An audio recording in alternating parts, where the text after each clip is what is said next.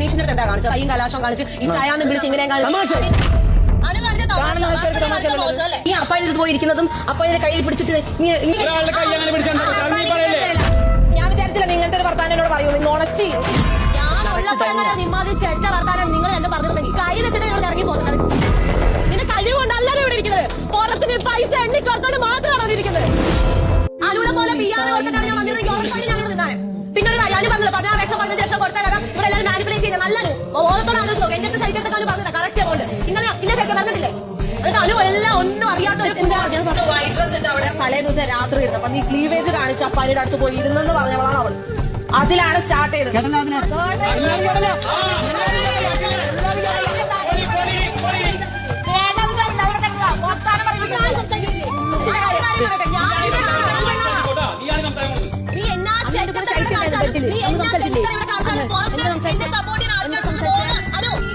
എന്തുകൊണ്ടാണ് ഇവിടുന്ന് പോയ എല്ലാ കണ്ടസ്റ്റന്റും തിരിച്ചു കയറിയവരെ ഈ അനുമോളിനെ മാത്രം ടാർഗറ്റ് ചെയ്യാൻ നോക്കുന്നത്?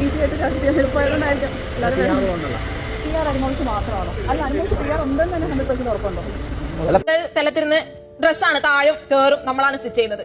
അപ്പൊ പറഞ്ഞു ബിൻസിന്റെ ക്ലീവേജ് ഒക്കെ കാണിച്ചാൽ പോയിരിക്കുന്നത് എന്താ അല്ലേ അങ്ങനത്തെ ഉള്ള ഒരു സംഗതികൾ പറഞ്ഞിട്ടുണ്ട്. അത് ഏത് നൂറ്റാണ്ടിലാണ് ജീവിക്കുന്നത്? ഇവിടെ എന്തൊക്കെ കാണിക്കുന്നുണ്ട്? ഞാൻ വിചാരിച്ചില്ല ഇങ്ങനത്തെ ഒരു വർത്താനോട് പറയുന്നത്. ഞാൻ പറയില്ല. നീ എന്നോടാ പറഞ്ഞത്. നീ നുണച്ചി. നീ എന്നോടാ നുണച്ച് പാറു. നീ എന്നോടാ മോളെ പറഞ്ഞത്. നീ വേറെ കള്ളക്കരച്ചിന് മാത്രമാണ് ഇവിടെ. അത് കഴിഞ്ഞപ്പോ ആരോ എന്തോ ഓതി തന്ന് പുറത്തെ പിആർ കോർ വന്നപ്പോ നീ കളി മാറ്റി കളിച്ച്. അത് പറഞ്ഞ നീ വലിയ മികച്ച ആളായതുകൊണ്ട് എല്ലാവരും ഇവിടെ ഇരിക്കുന്നത്. നിന്റെ കഴിവുകൊണ്ട് എല്ലാവരും ഇവിടെ ഇരിക്കുന്നത്. പുറത്ത് നീ പൈസ എണ്ണിക്കോർത്തോണ്ട് മാത്രമാണ് ഇരിക്കുന്നത്. അത് നിന്റെ കഴിവല്ല.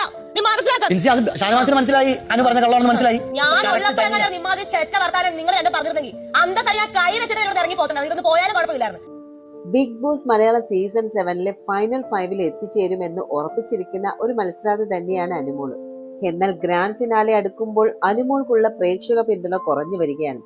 PR ബലത്തിൽ തുടരുന്ന അനുമോൾക്ക് എന്തിനാണ് വോട്ട് ചെയ്യേണ്ടതെന്ന് പോലും പ്രേക്ഷകർ ചോദിക്കുന്നുണ്ട്. ഫിനാലെ വീക്കിന്റെ ആദ്യ ദിനം മുൻ മത്സരാർത്ഥികൾ ബിഗ് ബോസ് വീട്ടിലേക്കും എത്തിയിട്ടുണ്ട്. അങ്ങനെ എത്തിയ ശൈത്യ സന്തോഷും RJ ബിൻസി എന്നിവർ അനുമോളുടെ PR മുഖംമൂടി പരസ്യമായിട്ട് തന്നെ വലിച്ചു കയറി. തനിക്ക് PR ചെയ്തിരുന്ന ആള് തന്നെയാണ് അനുമോൾക്ക് PR ചെയ്യുന്നതെന്ന് ശൈത്യ പരസ്യമായിട്ട് പറഞ്ഞു. ആത്മാർത്ഥമായിട്ടുള്ള ഒരു ഫ്രണ്ട് ആണെങ്കിലോ ഓക്കെ അത് പറഞ്ഞ് സോൾവ് ആക്കാനാണ് നോക്കുന്നത്. അല്ലാതെ ഇങ്ങനെ പോയിരിക്കാനല്ല നോക്കുന്നത്. ഞാൻ കട്ടപ്പ, ഞാൻ വിഷം, ഞാൻ പാമ്പ് എന്തൊക്കെ ഞാൻ കേൾക്കുന്നത് അറിയാവോ നിനക്ക്? നീ ഒറ്റ എനിക്ക് എന്തോരം പ്രശ്നം അറിയാവോ? നിനക്ക് മനസ്സിലാവത്തില്ല. ഇതിന്റെ ഉള്ളിൽ വന്നിട്ട് നിന്റെ അടുത്ത് തീർക്കാൻ വേണ്ടിയിട്ടാണ് ഞാൻ ഇവിടെ വന്നത്. പക്ഷെ നീ അത് സംസാരിക്കുന്നില്ല. വീണ്ടും നീ ആൾക്കാരിലേക്ക് എന്നെ ഇട്ട് കൊടുത്തോണ്ടിരിക്കുക. നീയാണ് ഇവിടെ ശരിക്കും ബാക്ക് സ്റ്റാബ് ചെയ്തോണ്ടിരിക്കുന്നത്. ഞാൻ പോയ ആഴ്ച കഴിഞ്ഞപ്പോ നീ ഇവരെ ബാക്ക് സ്റ്റാബ് ചെയ്തില്ലേ?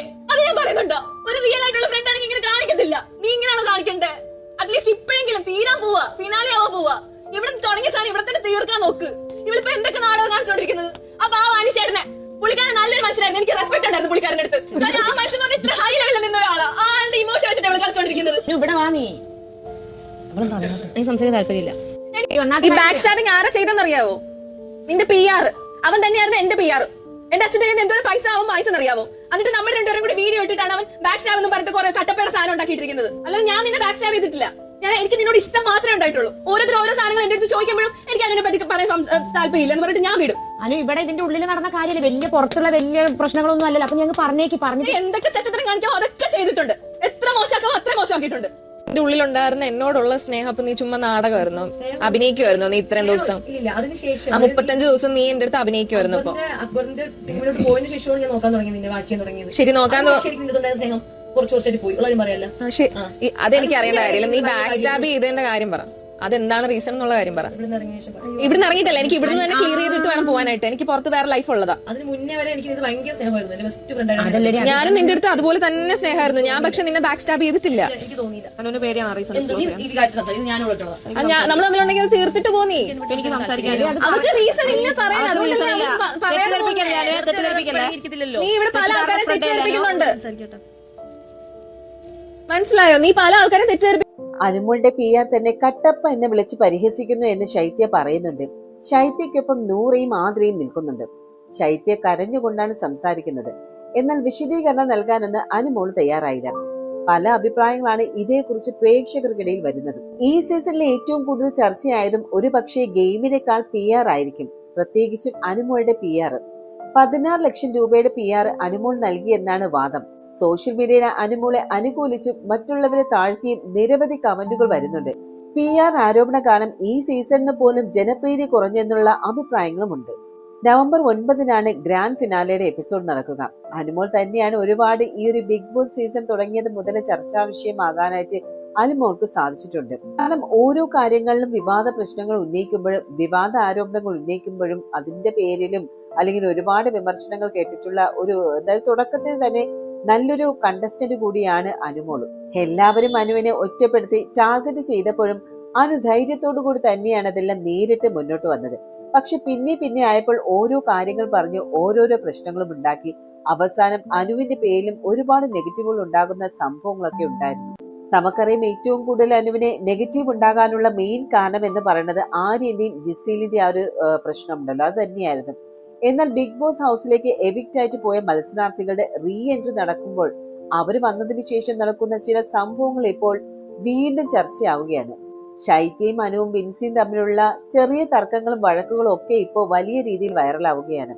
അത് മാത്രവുമല്ല അനീഷിന്റെയും അനുമോളുടെയും ആ ഒരു അനീഷ് അനുമോൾ കോംബോ, അതായത് പ്രണയം നടത്തിയ അനീഷ് അഭ്യർത്ഥനയും ഇതെല്ലാം അനീഷിനെ ഈ ഒരു കുരുക്കിലേക്ക് കൊണ്ടിട്ടതും അനുമോൾ ആണെന്നുള്ള രീതിയിലാണ് ഇപ്പോൾ ചർച്ചകൾ നടക്കുന്നതും. എന്തായാലും അനുമോൾക്കും അനീഷിനും ഇല്ലാത്ത പ്രശ്നങ്ങളാണ് ഇപ്പൊ BB ഹൗസിലെ മറ്റുള്ളവർക്കുള്ളത് അല്ലെ. അത് നമ്മുടെ ഇപ്പോഴത്തെ പ്രോമോ കാണുമ്പോൾ തന്നെ മനസ്സിലാവണം. അത്രയ്ക്ക് സംഭവ ബഹുലമായിട്ടുള്ള കാര്യങ്ങളാണ് നമ്മുടെ BB ഹൗസിൽ നടക്കുന്നത്. ബിഗ് ബോസ് മലയാളം സീസൺ 7ന്റെ 100ാം ദിവസത്തിലേക്ക് അടുക്കുമ്പോഴും മറ്റ് സീസണുകളിൽ നിന്ന് വ്യത്യസ്തമായിട്ട് ഇക്കുറി ആര് കപ്പടിക്കും എന്നതിൽ ആരാധകർക്ക് കൺഫ്യൂഷൻ ഉണ്ട്. അനീഷിനും അനുമോൾക്കുമാണ് ഏറ്റവും കൂടുതൽ സാധ്യത കൽപ്പിക്കുന്നത്. ഇവരെ കൂടാതെ ആദില, നൂറ, ഷാനവാസ്, നെവിൻ, അക്ബർ എന്നിവരാണ് ഷോയിൽ അവശേഷിക്കുന്നത്. ഇവരിൽ ഒരാള് മിഡ് വീക്ക് എവിഷനിലൂടെ പുറത്തു പോകും. നിലവിലുള്ള ടോപ്പ് 7-ൽ ഒരാൾക്ക് പോലും കപ്പിന് 100% അർഹതയില്ല എന്ന് പറയുന്ന പ്രേക്ഷകരുമുണ്ട്. എന്തായാലും ഇതുമായി ബന്ധപ്പെട്ട് സോഷ്യൽ മീഡിയയിൽ ഒരു കുറിപ്പ് വൈറലാകുന്നുണ്ട്. ആ കുറിപ്പിൽ പറയുന്നത് ഇങ്ങനെയാണ്: ഈ സീസണിന്റെ ഒരു ഫൈനൽ തൊട്ട് ആദ്യമായിട്ടായിരിക്കും ഒരു രാജാവുമില്ലാതെ ഒരു സീസൺ അവസാനിക്കുന്നത്. പേഴ്സണലി ഇതിലെ ആര് ജയിച്ചാലും പ്രേക്ഷകർക്ക് ഒരുപാട് വിഷമവും സങ്കടവും ഉണ്ടാകാനുള്ള ചാൻസ് കുറവാണ്. കഴിഞ്ഞ സീസണുകളിൽ കണ്ട പോലെ ആരോടും ഒരു ദേഷ്യവും വാശിയും തോന്നാത്തത് ഇത്തവണത്തെ സീസണിനെ വേറിട്ട് നിർത്തുന്നു. മത്സരാർത്ഥികളുടെ ഉള്ളിലും അങ്ങനെ ഒരു പക മറ്റുള്ളവരുടെ ഉള്ളതായിട്ട് തോന്നിയില്ല. എല്ലാവരും ജയിക്കാൻ വേണ്ടി കാണിച്ചു കൂട്ടിയ കള്ളത്തരങ്ങളും ഉടായ്പകളും മാത്രമേ ഉണ്ടായിരുന്നുള്ളൂ. ആദ്യമായി പ്രേക്ഷകർക്ക് പുറത്തുപോയി തിരിച്ചു വരുന്ന മത്സരാർത്ഥികളെ കാണാൻ വലിയ താല്പര്യം തോന്നാത്തതും ഈ സീസണിലാകും. അവസാന 7 വന്നിരിക്കുന്ന എല്ലാവർക്കും കുറെ പോസിറ്റീവും കുറെ നെഗറ്റീവും ഉണ്ട്. ആര് ജയിക്കാൻ 100% അർഹതയുള്ളവരായിട്ട് തോന്നുന്നില്ല. പേഴ്സണലി ഇവരെ വിലയിരുത്തിയാൽ അനീഷ് ഇത്രയും സെലിബ്രിറ്റികൾ വരുന്നൊരു ഷോയിൽ ശ്രദ്ധ കിട്ടണമെങ്കിൽ എന്തെങ്കിലും യൂണീക്കായി ചെയ്യണം എന്ന് പ്ലാൻ ചെയ്ത് കുറെ കാര്യങ്ങൾ പഠിച്ചു വന്ന് അതേപടി പ്രയോഗിച്ച് ഒരു പരിധി വരെ അനീഷ് സക്സസ് ആയി. കോമണർ കൃഷിക്കാരൻ ലേബലുകൾ ജനങ്ങളിലേക്ക് ആഴ്ന്നിറങ്ങാൻ സഹായിച്ചു. മറ്റൊരു സൂപ്പർ മത്സരാർത്ഥി വളർന്നു വരാത്തതും കുറെ അനീഷിന് സഹായകമായി. പക്ഷേ ഈ കാണിച്ചത് മുഴുവനും അനുവിനോട് പ്രണയ അഭ്യർത്ഥന നടത്തിയത് വരെ അനീഷിന്റെ പക്കാ ഗെയിം മാത്രമായിരുന്നു. ഷാനവാസിനോട് സംസാരിക്കുന്ന ഒരു പാവം അനീഷുണ്ട്. ശരിക്കും അയാൾ അത്രയാണുള്ളത്. ബാക്കിയെല്ലാം ഇവിടെ നിൽക്കാൻ വേണ്ടി അങ്ങേരി കളിച്ച ഫേക്ക് ഡ്രാമകൾ മാത്രമാണ്. അതിലെ അയാളെ കുറ്റപ്പെടുത്താൻ കഴിയില്ല എന്നതാണ് സത്യം. അടുത്തതായി അനുമോള്. പേഴ്സണലി അനുമോളിനോട് വലിയ താല്പര്യമില്ലെങ്കിലും ഈ വീട്ടിൽ ഒരുപാട് സർവൈവ് ചെയ്തു പോകുന്നത് അനുമോളാണ്. പലരും പല സമയങ്ങളിലും അനുമോളെ വളഞ്ഞിട്ട് ആക്രമിക്കാൻ ശ്രമിച്ചു. എങ്കിലും അനുമോൾ പതറാതെ പിടിച്ചു നിന്നത് സ്റ്റാർ മാജിക് ഫാൻസിന് അവരോടുള്ള സ്നേഹം ഊട്ടിയുറപ്പിക്കാൻ സഹായിച്ചു. അവസാനം വന്ന കട്ടപ്പ വരെ അനുമോളെ തകർക്കാനാണ് നോക്കിയത്. അതെല്ലാം അനുമോൾ നേരിട്ടതും അടിപൊളിയായിട്ടായിരുന്നു. പ്ലാച്ചിയും കരച്ചിൽ കാർഡും ക്യൂട്ട്നെസ് കാർഡും ലവ് കാർഡും, അതായത് ആര്യനോടും പ്രവീണിനോടും ശ്രമിച്ചിട്ടും നടക്കാത്തത് അനീഷിൽ നടന്നു. അങ്ങനെ കണ്ടന്റ് കൊടുക്കാൻ പാകത്തിലുള്ള എല്ലാ കാർഡും അനുമോൾ വീശിയിട്ടുണ്ട്. ഇനി ഷാനവാസിനെ കുറിച്ച് പറയുകയാണെങ്കിൽ പേഴ്സണലി ഏറ്റവും ഇഷ്ടമുള്ള മത്സരാർത്ഥി ഷാനവാസ് ആണ്. സീസണിന്റെ ഒരു പകുതി വരെ ഷാനവാസിന്റെ അഴിഞ്ഞാട്ടമായിരുന്നു. ഒരു വല്യേട്ടൻ ഗെറ്റപ്പിൽ മീശയും വിരിച്ച് മുണ്ടും മടക്കി നെഞ്ചു വിരിച്ച് ഓരോ പ്രശ്നങ്ങളെ നേരിട്ട ഷാനവാസ് ലാലേട്ടൻ എടുത്തിട്ട് പൊരിച്ച എപ്പിസോഡിന് ശേഷം നിറം മങ്ങി. റിയാസ് സലീമിനെ എടുത്തിട്ട് അലക്കിയ എപ്പിസോഡ് എല്ലാം കിടിലമായിരുന്നു. പാൽ ഇഷ്യൂ ഷാനവാസിന് പുറത്തു നിന്ന് ഒരു നെഗറ്റീവ് ഉണ്ടാക്കി.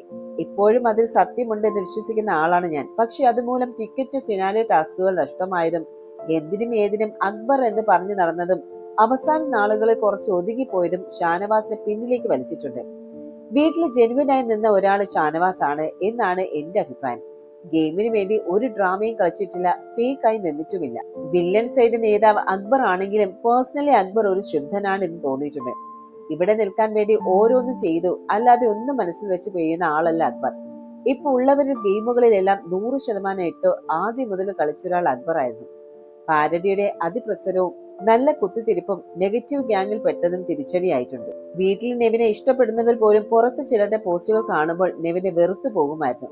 പലതവണയും നെവിൻ PR ചോദിച്ചിട്ട് കൊടുക്കാതെ വാശിക്ക് നെവിനെ സപ്പോർട്ട് ചെയ്യുന്ന വ്യാജേന നെവിനിട്ട് പണി കൊടുക്കാൻ നോക്കുന്ന ചിലർ ഈ ഗ്രൂപ്പുകളിൽ ഉള്ളതായിട്ട് തോന്നിയിട്ടുണ്ട്. ഷോയുടെ 80 ദിവസവും വെറുപ്പിച്ച് അവസാനം കുറച്ചു നാളുകൾ നല്ല കുട്ടിയായി മാറിയതായി തോന്നി നെവിൻ.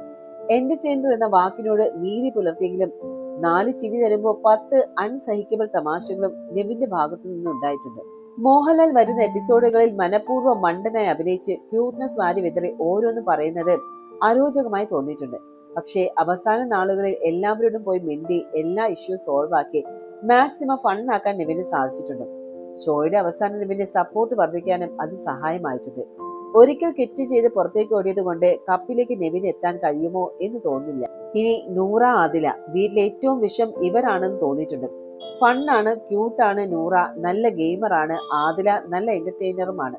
പക്ഷെ അവസരം കിട്ടുമ്പോൾ എല്ലാം ഉള്ളിലെ വിഷം പുറത്തു വരുന്നതായി കണ്ടു. അവർ തമ്മിലല്ലാതെ മറ്റൊരാളോടും ഒരു പേഴ്സണൽ അടുപ്പവുമില്ല.